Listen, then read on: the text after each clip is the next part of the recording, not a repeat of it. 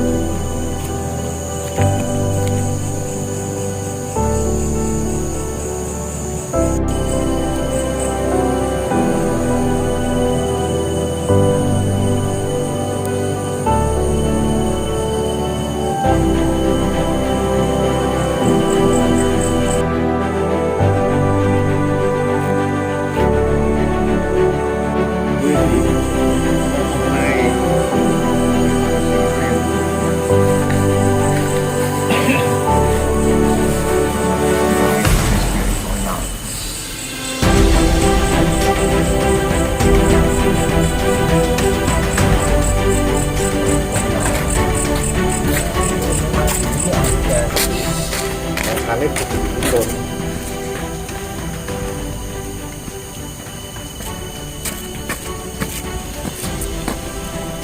Begitu Om Raka. Siap. Assalamualaikum.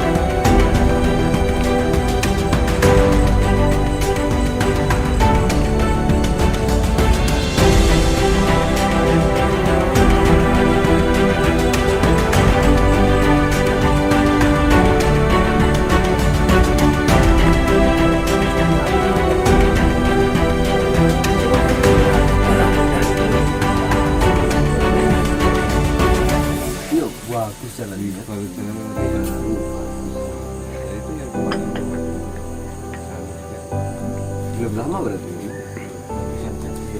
Cangkruk.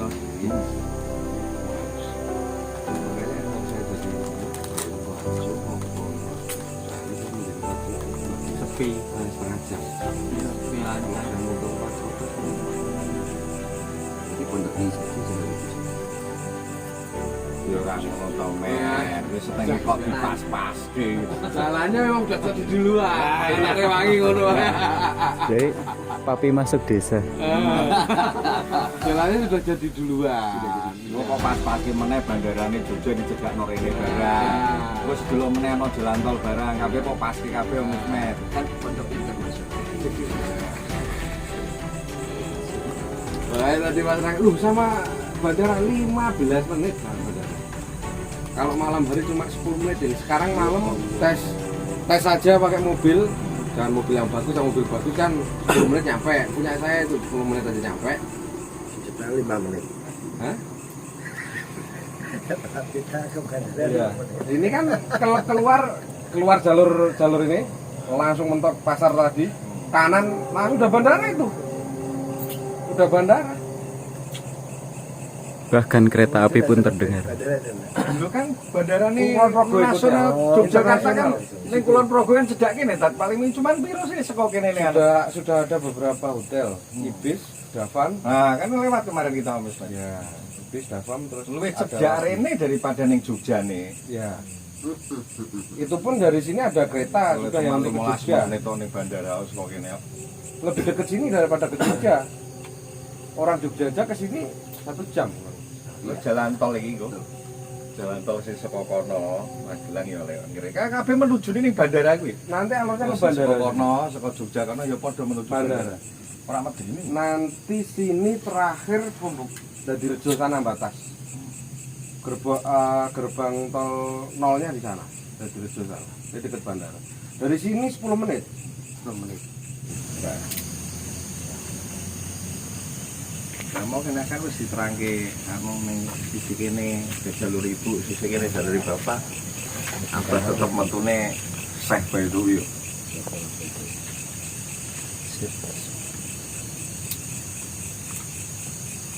Nah, di podcast ya Bang.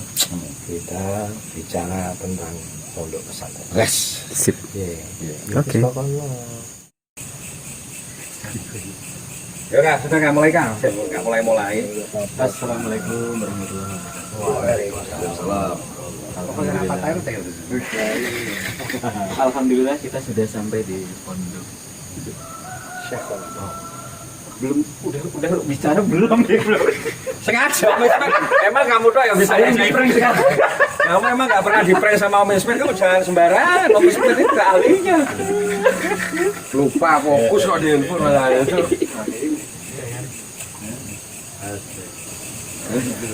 Yes. Kok iso turuk sih kita iki medeni iki berarti sing podcast juga awake dhewe tok kita kan dari. Wis ya. Wis Assalamualaikum, Waalaikumsalam. Kan sudah salam dunia tadi di dalam sampai nggak tahu kalau di shoot. Saya kapan di shoot ya? Wis. Makin busuk. Alhamdulillah kita sudah sampai di Pondok Bugel. Pondok Bugel. Yang sana Bukan diberi nama di nama Pondok Saikona. Nah itu. Pondok Saikona Batu. Kami dari Semarang bersama Pak Irawan Widadi, Pak Kiai Haji Nur Hatta Al Hafiz dari Pondok Al Ijabah Rokokan Semarang. Kiai Haji Raden Nur. Iya. Sama Bapak Ismet Faradis. Kebetulan beliau juga kepala cabang With Our Futures cabang Semarang. Sekaligus beliau punya titel Gus Ismet dari Madura. Iya. Karena mewarisi dari kakeknya Mbah Khalil, Mbah Dahlan, Mbah Dahlan, Mbah Khotib, Mbah Khotib komplit. Muhammad Said Ismail Sampang Madura. Ngeri. Saya harus mondok nih, ngeri. Ngeri. Kalau masalah ngeri itu nasab itu sama nasib luar biasa pokoknya. Hampir sama lah kita. Belum tiba di sini kita sudah berkunjung, alhamdulillah langsung bertemu dengan Pak Kiai. Oh ya, dari sebelah sini Mas Iska. Mas Ishak. Putra Kediri, Putra entuk Kediri. bojo wong kene. Orang Google. Purworejo. Iya. Bener. Iya. Dan di sini sebelah saya ada Mas Adi, sangat terkenal di Purworejo. Wah, iya. Palembang, terkenal dia. Iya. Tukang ngapusi. Wah, itu off the record. Oh, bener. Motor bisa kan? Iya, tenang aja. Ya. Lanjut Kak. Gitu, alhamdulillah. Nah, tapi sebelum kemari, alhamdulillah kita berkunjung ke pondok pesantren Darut Tauhid di Gedung Sari. Cangkrep, Kedung Sari, Purworejo, yang dipimpin oleh Kiai Haji Mbah Haifur Mawardi. Mawardi, yang sangat masyhur di Mekah, Madinah. Alhamdulillah kami bertemu beliau langsung. Bicara banyak, Pak Irian Jadi, Pak Haji Mas Atas, Pak Ismail, Mas Adi, kita semua berkenalan. Ya sudah kenal lama sih kalau beliau dia apalagi saya. Tapi alhamdulillah beliau kenal daerah tempat ayah saya dan 3,5 tahun di sana dan 3,5 tahun di sana. 3 tambah 5 8. Saya pun nggak nyangka. Ternyata sebenarnya masih ada sambungannya. Masih ada sambungan Lewat Kertosono. Kertosono. Ninggal janji. Alhamdulillah. Alhamdulillah sekarang setelah dari pondok pesantren Darut Tauhid, kita sampai di pondok pesantren yang baru didirikan oleh Pak Haji Purnomo Partomo. dan putranya Pak Iriawan Wijadi beserta keluarga beliau. Allah selalu memberikan rahmat. Amin. Amin. Monggo Pak Iriawan Wijadi. Selaku tuan rumah. Iya. Jadi hostnya di sini adalah namanya, karena dia curang tadi belum memperkenalkan diri, ya kan? Ini namanya Raka Sulaiman, terlahir dengan nama Agustinus Niti Purbocaroko. Jadi Trah dia, Trah seorang Raden, ya kan? Karena bapaknya itu asli Kertosono dan ibunya adalah Subang. Bapaknya dua adalah Angkatan Udara. Ngeri. Baris mondok tapi. Iya. Ya, dan kebetulan umur 4 tahun itu diawali dengan dia sakit, terus kemudian dia bermimpi, ya kan? Itu kelas 4 SD kayaknya, kira-kira 4 ya, 4 SD. Dia bermimpi, dituntun, tapi dia ngelihatnya cuma cahaya aja. Itu semua sampai lihat mukanya tuh nggak kelihatan kayak kena matahari. Dia dituntun jalan, terus melewati gurun pasir, terus jalan sampai akhirnya ketemu sama gunung. Ya, Gunung Batu di tengah padang pasir. Ya sebenarnya ngerasa jalannya capek sekali di sana, tapi karena tangan saya dipegang jadi saya nggak bisa lari, kata dia gitu saat di mimpi itu. Dan kali ini bukan simulasi Om Ismet, ini benar ya. Karena berdampak ke realita kehidupan. Ini terjadi. Gara-gara mimpi itulah sekarang suka bersimulasi. Tapi kalau mimpi itu betul gitu. Karena dia masih kecil, masih ke 4 SD, berarti masih umur 10 tahun kan. Nah, dalam mimpinya itu dituntun ketemu sama Gunung Batu. Di Gunung Batu itu ternyata ada gua yang Gua di atas gunung itu. di atas gunung itu ada gua. Dan itu orang masuk. Dan saya bilang, mari kita naik. Iya. Yang nuntun Om Raka, Om Agustinus. Pas itu namanya Agustinus. Nuntun itu tanya, sekarang kita naik ke gunung. Oke. Ini anak kecil agak tahu. Oke, jalan aja. Akhirnya sampai ke gunung, ternyata ada gua. Ada gua. Dan gua itu terlihat sangat terang. Ya. Di sana sudah ada seorang yang menunggu saya, kami, dan kami gua itu. Terus ini? Ya. Lalu yang menuntun saya itu bilang sesampainya di gua itu, inilah akhir dari perjalanan kita. Hari ini, jika kamu bertanya-tanya sepanjang perjalanan kita, siapa saya? Saya Isa. Nah, mulai hari ini kamu ikut sama beliau. Beliau adalah Nabi Muhammad SAW. Allahumma sholli alaihi. Sebelum tangan saya dilepas, tangan saya disambut oleh Kanjeng Nabi Muhammad SAW. Ya. Setelah itu, saya dituntun jalan keluar gua. Ya. Setelah keluar gua, suasana begitu terangnya, hingga saya bangun dari tidur. Dan alhamdulillah setelah 7 hari sakit, saya sehat. karena kangen ingin masuk sekolah, saya langsung membangunkan ibu saya yang masih tidur. Subuh-subuh saya bangunkan, "Mak, ingin sekolah." "Enggak, ini masih pagi, kamu ngapain? Kamu juga masih sakit tadi malam, masih panas." "Enggak, ini udah sehat," gitu kan. "Enggak, masih sakit." Udah sehat." Soalnya habis mimpi gini-gini, saya ceritakan mimpi saya kepada ibu saya. Saya pikir ya saya hanya bermimpi aja waktu itu. Ternyata ibu saya, nah ternyata ibu saya sama ayah saya kepikiran apa yang saya mimpikan itu. Sehingga beliau bepergian selama mungkin kurang lebih 3 minggu. Selalu bepergian, pulang bepergian dalam waktu yang lama. Pada minggu kurang lebih minggu keempat, tiba-tiba kami dikumpulkan di rumah kakek dari ibu saya di desa Bunyahaya Subang. Di situ sudah ada dari KUA, Pak Ustadz AA dari Banten, dan dapat istri di kampung desa Bunyahaya itu, sehingga beliau menjadi Pak Ustadz yang selalu memimpin acara keagamaan di desa itu, Pak Ustadz AA almarhum. Habis gitu dari KUA, dari kelurahan, kecamatan, dan keluarga besar kumpul semua. Ketika saya masih kecil ya saya nggak tahu ada apa, yang penting ya sudah ikut aja orang tua. Nggak taunya setelah kita kumpul, suasana hening, acara pembukaan segala macam, kita sekeluarga, ayah, ibu saya, dan kelima putra putrinya. Jadi kami 5 bersaudara. Nomor kakak nomor berapa? Saya nomor 4. Nomor 4. Sama kayak Umi Swet nomor 4. Alhamdulillah. Dan sama kayak Mbah Opang nomor 4 juga. Siap. Semoga saya bisa jadi. Kan udah sering dikira Pak. Karena suka simulasi jadi baru dikira.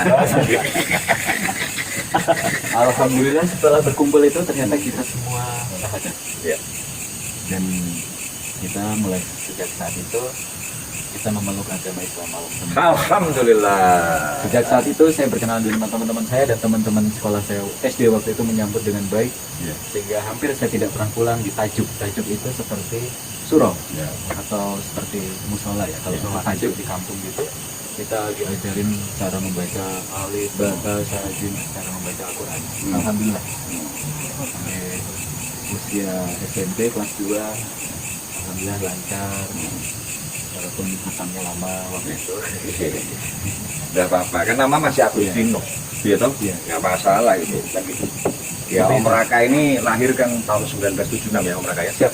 Jadi kejadian itu kalau ditambah 10 tahun kira-kira berarti sekitar tahun 86 ya kan Om Raka ya. Siap. Betul. Ya tahun 86 itulah menjelang pensiun ayah saya. Mulai dari Pontianak, Kalimantan Barat, pindah ke Kalijati lagi, tempat asal. Iya. Sejarah dimulai. Keren. Istilahnya ayah saya FRP menjelang pensiun. Iya. Kejadian-kejadian kedewasaan dari kakak-kakak saya mulai terlihat.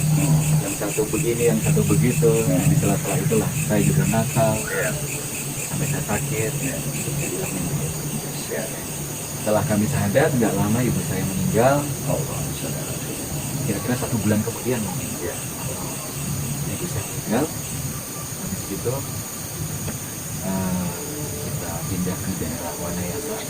Di Wanayasa, ya Purwakarta. Iya, Wanayasa.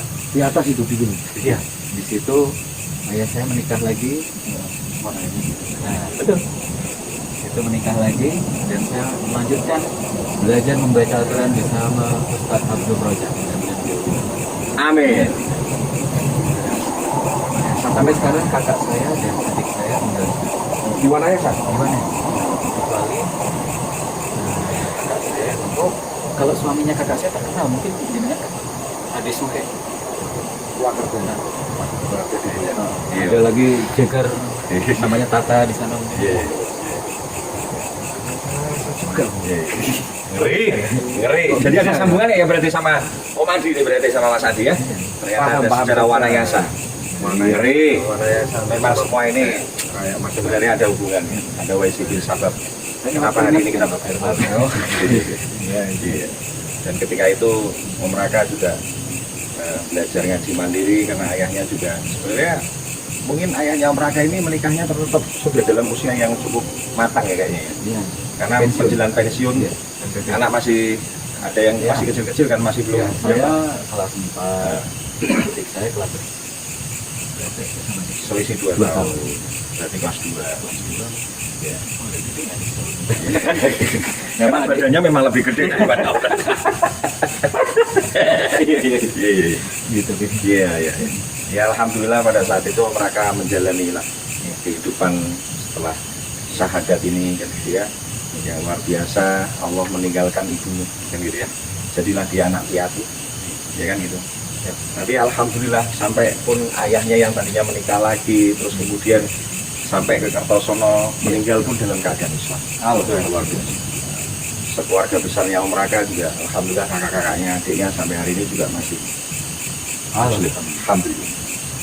Nanti ada podcast berikutnya ini akan menceritakan tentang sejarah perjalanan Agustinus Nitito Bacaropo bisa menjadi nama Raka Sulaiman. Nah, itu nanti next episode karena hari ini sebenarnya kita podcastnya mau pondok ini. Perkenalannya panjang sekali. Loh kalau nggak gitu kan masa tidak tahu kalau tadi ada hubungannya sama Wanayasa. Yoso. Iya. Di sana masih Kalau dari Purwakarta sampai itu enggak nyampe ke arah Subang tapi mau ke arah Sagala Herang. Tangkuban Perahu. Tangkuban Perahu, pertigaan Jalan Cagat. Ya Jalan Cagat itulah nenek saya dari ibu. Sampai Purwakarta? Iya, Cagat Subang. Cakar Subang. Sebelum Ciater ke Bandung kanan, Ciater, ya. lurus kota Subang. Iya. Ini desa itu. Ada. Ya benar kalau naik ke atas semuanya Wanayasa. 12 tahun mas. Sama saya. Jangan kenal sama Iya, nanti dilanjutkan soal di podcast ini Pak Atta kapan munculnya? iya. Ini podcast apa cerita kamu kan gitu. Ya, monggo. Iya. Siap. Jadi silakan tadi Papi sudah menceritakan sekarang namanya bukan Agustinus Nitito Bacaropo ya kan, tapi namanya adalah Raka Sulaiman. RHAKA Sowe Leman. Artinya adalah orang kaya yang soleh dan beriman. Amin. Amin. Bisa juga orang kaya yang soleh dan beriman. Amin. Amin. Kalau nggak soleh kan jadi. Iya. Bisa juga Raka ini artinya adalah Raja Wonosobo. Tapi tetap soleh dan beriman. Kalau nggak soleh gangguin yang kedua.